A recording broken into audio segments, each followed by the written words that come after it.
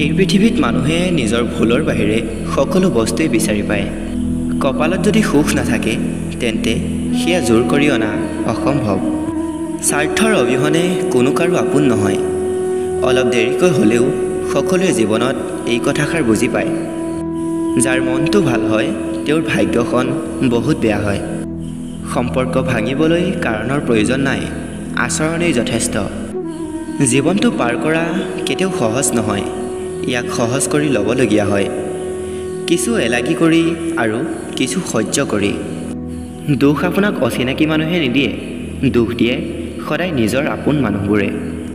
সুখ হাজাৰ বিচাৰিলেও নাপাওঁ, কিন্তু দুখবোৰ নিবিচৰাকৈয়ে বহুত পাওঁ। যিমানেই ডাঙৰ হৈছোঁ সিমানেই আনন্দবোৰ দূৰত হেৰাই গৈছে। মানুহ কেতিয়াও বেয়াকৈ জন্ম নহয়, এই পৃথিৱীখনে মানুহক বেয়া হ'বলৈ বাধ্য কৰে। হেৰাই যোৱাজন ঘূৰি আহিব পাৰে, কিন্তু সলনি হৈ যোৱাজন কেতিয়াও ঘূৰি নাহে। কিতাপৰ পাতে নহয়, পেটৰ ভোক আৰু কঠিন মাতেহে আমাক অধিক শিকায়। জীৱনত অহা বেছিভাগ মানুহেই অস্থায়ী। কিছুমানে সময় পাৰ কৰিবলৈ আহে আৰু কিছুমানে সময় নষ্ট কৰিবলৈ আহে। মানুহক চেহেৰা আৰু কাপোৰৰ সহায়ত চিনিব নোৱাৰি, মানুহক চিনিব পাৰি কৰ্ম আৰু মানসিকতাৰ সহায়ত। যিবিলাক মানুহে আপোনাক কেৱল নিজৰ প্ৰয়োজনৰ সময়তহে মনত পেলায়, সেইবিলাক মানুহক কোনো কাৰণতেই হৃদয়ত ঠাই নিদিব, অন্যথা আপুনি আঘাত পোৱাটো নিশ্চিত। সকলোৰে জীৱনত এনেকুৱা এজন মানুহ থাকে যাক পাহৰিবও নোৱাৰি আৰু নিজৰ কৰাৰো অধিকাৰ নাথাকে। খং উঠিলে চিঞৰিবলৈ যিমান শক্তি লাগে তাতকৈ মনে মনে থাকিবলৈ বেছি শক্তি লাগে। নিজৰ সুখৰ বাবে কেতিয়াও আনক দুখ নিদিব।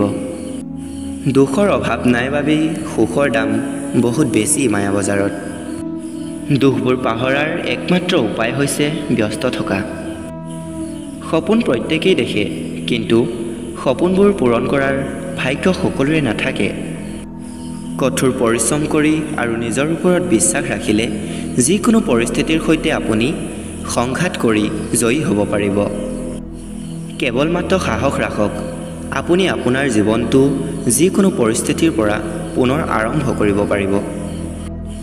সুখ দুখৰ মাজতেই জীৱনটো চলি যাব, কিন্তু নিজকে সকলো পৰিস্থিতিৰ সৈতে খাপ খোৱাকৈ গঢ়ি তোলাটো ডাঙৰ কথা।